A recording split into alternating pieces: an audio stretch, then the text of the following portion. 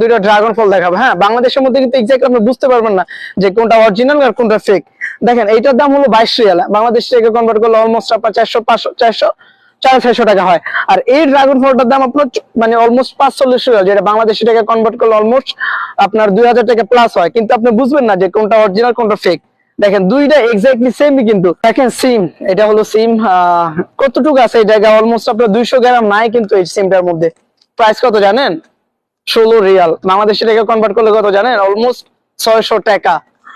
যাই হোক, কি বলবো ভাই, এত এত মানে কিছু কিছু আইটেম আছে যে এত দাম যা বলার বাইরে। এই আলুটা দেখেন একটু, মানে স্কিন নাই, কত জানেন? অলমোস্ট বাংলাদেশি টাকায় 500 টাকা। আরো কিছু দেখাচ্ছি আপনাদেরকে।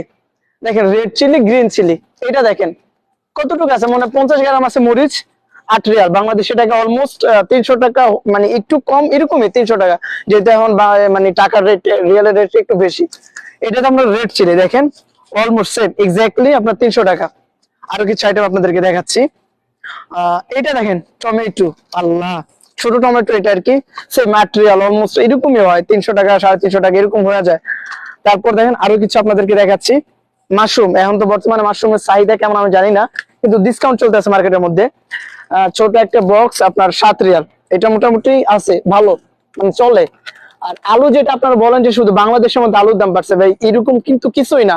আপনার অন্য দেশের মধ্যে ডাউন হয় বা বাংলাদেশের মধ্যে ডাউন হয়, আবার এইসব দেশের মধ্যে আপ হয়ে যায়, বাংলাদেশের সেম কিন্তু আপ হয়। কিন্তু এই আলুটা দেখতেছেন না, ছোট আলু, এটা নতুন আলু, অলমোস্ট আপনার বাংলাদেশের টাকা এটা হয় কত জানেন? 1500 টাকা প্লাস হয় এই আলুটার কেজি।